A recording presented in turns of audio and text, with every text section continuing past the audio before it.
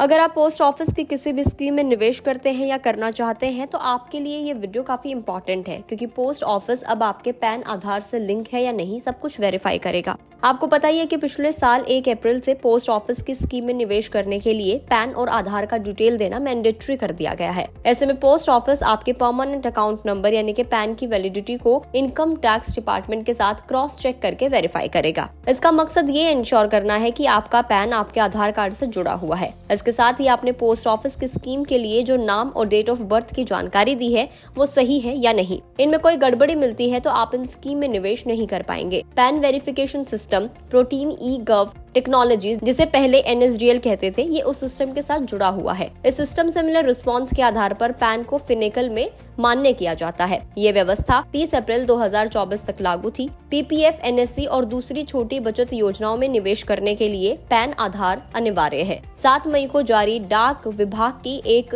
Notification में कहा गया है कि पैन वेरिफिकेशन से रिलेटेड प्रोटीन सिस्टम को 1 मई 2024 को संशोधित किया गया है। अगर आपने अभी तक अपना पैन कार्ड आधार से लिंक नहीं कराया है तो आप इसको फटाफट करा लें। ऐसे लोग जिन्होंने 30 जून 2023 की डेडलाइन तक पैन को आधार कार्ड से लिंक नहीं कराया था, उन पर पेनल्टी लगाने की डेडलाइन में आयकर विभाग ने ढील दी थी। आयकर विभाग के मुताबिक 31 मई तक आधार के साथ पैन को लिंक करा लेने पर TDS की कम कटौती के लिए कोई कार्रवाई नहीं की जाएगी। इनकम टैक्स डिपार्टमेंट के नियमों के मुताबिक टैक्स पेयर को अपने पैन को अपने आधार नंबर के साथ लिंक कराना होता है, और अगर ये दोनों लिंक नहीं होते तो लागू दर से दोगुनी दर पर TDS काटा जाना जरूरी है। सरकार के आंकड़ों के मुताबिक पिछले साल यानी कि साल 2023 में करीब 12 करोड़ पैन कार्ड आधार कार्ड से लिंक नहीं होने की वजह से डीएक्टिवेट कर दिए गए थे। अगर आपने भी पैन आधार से लिंक नहीं करवाया तो फिर आपको भी ये दिक्कत हो सकती है। अगर आपका पैन कार्ड आधार से लिंक नहीं है तो आप बैंक से जुड़ा कोई काम नहीं कर पाएंगे,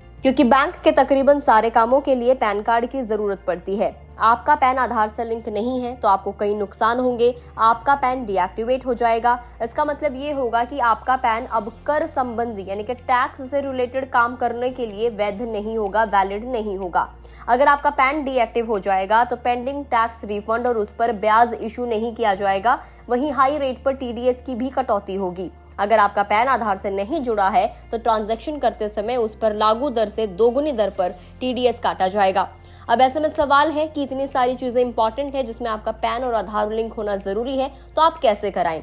तो आप घर बैठे अपने पैन को आधार से लिंक करा सकते हैं। इसके लिए आपको आयकर विभाग की वेबसाइट incometaxindia.e-filing.gov.in पर जाना है। इसके बाद क्विक लिंक सेक्शन में लिंक आधार ऑप्शन पर क्लिक करना है। अब आप अपना पैन और आधार नंबर दर्ज करें और वैलिडेट बटन पर क्लिक कर दें। इसके बाद अपने आधार कार्ड के मुताबिक अपना नाम और मोबाइल नंबर दर्ज करें और लिंक आधार बटन पर क्लिक करें। अब अपने मोबाइल नंबर पर जो आपको OTP आएगा उसको दर्ज कर दे और वैलिडेट बटन पर क्लिक करा दे। इस तरीके से आपका पैन आधार कार्ड से लिंक हो जाएगा। और अगर आप किसी पोस्ट ऑफिस स्कीम में इन्वेस्ट करते हैं तो अब पोस्ट ऑफिस आपको क्रॉस चेक करेगा आपका पैन आधार लिंक है या नहीं, और आपने जो भी जानकारियां दी है वो सही है या नहीं है। वीडियो में इतना ही। आपको जानकारी कैसी लगी कमेंट करके जरूर बताएं। अगर आप इस वीडियो को फेसबुक पर देख रहे हैं तो फेसबुक पेज को लाइक करें। यूट्यूब पर देख रहे हैं तो गुड रिटर्न्स के यूट्यूब चैनल को सब्सक्राइब करना ना भूलें।